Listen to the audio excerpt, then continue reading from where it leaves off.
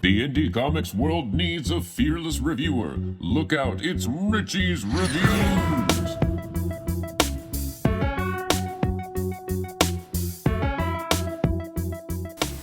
Hello, and welcome to the first episode of Richie's Reviews. I'm Richie, and this is my review of So I Worked at the Mall, 3 jacked up stories written and illustrated by Charlie Ragnarok.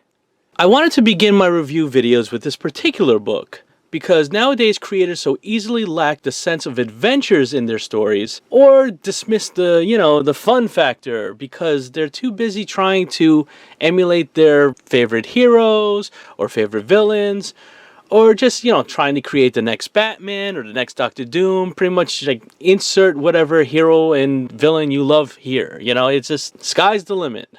And of course that's fine, if that's your own personal preference. But for me, my preference is more personal stories. Stories I can resonate with, especially nowadays, which is actually why I stopped reading Marvel and DC and Image or whatever. Creating cool characters with cool powers to fight one another in an epic battle of good versus evil is, of course, the age-old tradition, granted.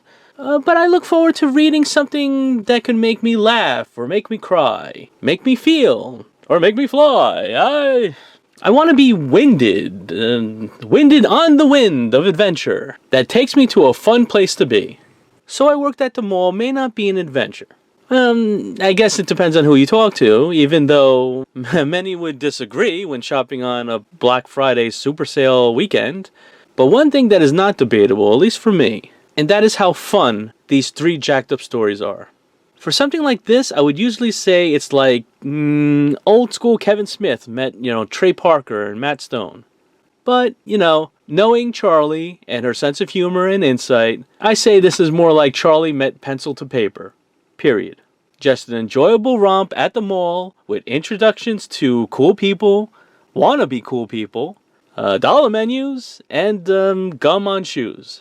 There was just this great playful enjoyment about the story that kept me engaged with smiles and giggles.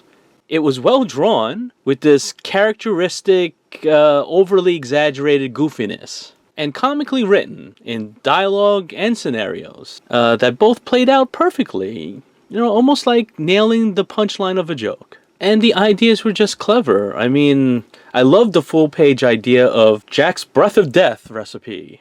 With ingredients. It was just fun and clever. And anatomy of Jack's aesthetic. The poser real deal comparisons.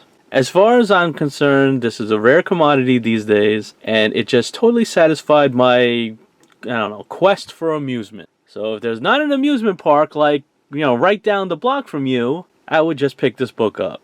Own it, read it, enjoy yourself, but hey, that's just my opinion.